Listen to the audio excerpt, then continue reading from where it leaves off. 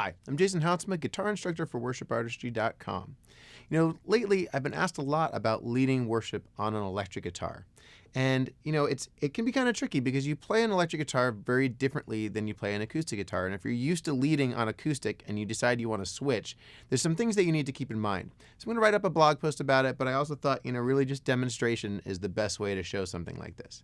And there's two things to keep in mind. One is, if you're leading with electric guitar, you want to make sure that you have a really good drum and bass section and that those guys lock in, because they're going to be the ones that really carry it. And the electric guitar is going to act just more like a lead electric guitar would in general. So rather than, a lot of times, if you were playing an acoustic guitar, you might be just...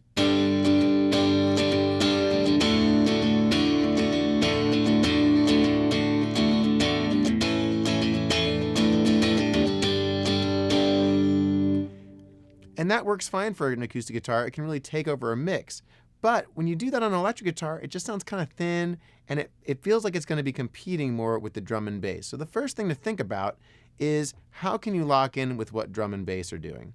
And so I don't have a drum and bass here, but a couple ways that you can go about that is by emphasizing the changes and leaving more space. So you could play that same chord progression, but maybe you focus more kind of working with some bar chords and leaving more space. So that same chord progression, right?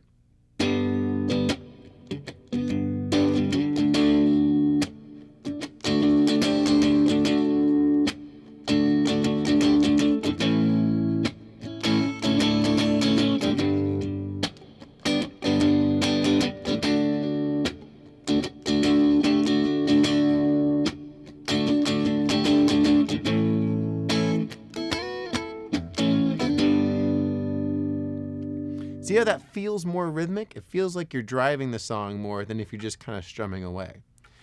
So things to think about when you're emphasizing that is, on those bar chords, stay kind of in that lower register and let the voices be kind of what the high register is. There's plenty of three-piece bands that sound great with just an electric guitar, bass, and drums. Secondly, you want to still use the electric guitar like an emphasis piece. So for example, same thing, let's say you were grooving on a song, and then you want to hit your chorus. Just like an electric guitar wouldn't just dig in and start strumming away, do the same thing. Give some emphasis. And once again, let your bass and drums carry.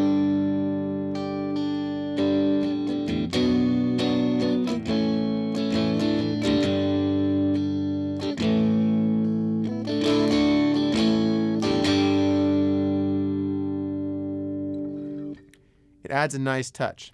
If you wanted to, kicking on a little bit of overdrive or some delay when you hit a chorus like that, even fills up a little more space. But you have to show restraint and not just play like crazy.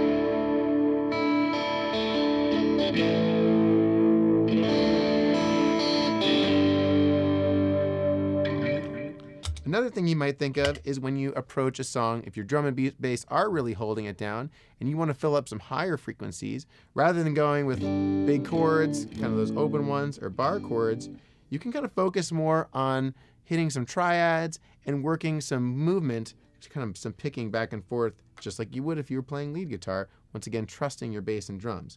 So for example, taking those three chords, maybe instead we go for our G. Maybe we'll come up and do a moving line for your D chord, and then the A. Because your bass and drums are holding everything else down.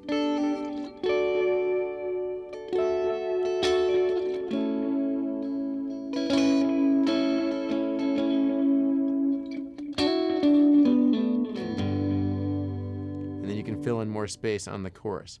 But essentially, you don't want to play electric guitar as you would an acoustic guitar when you're leading. Just make sure that you're playing a little bit more sparse, allowing the other instruments to kind of carry, and then just add some tasteful parts. Don't be afraid to not play. That's what's beautiful about playing lead guitar. You can back off and kind of take some time, really focus on your vocal, and just sit back into that groove.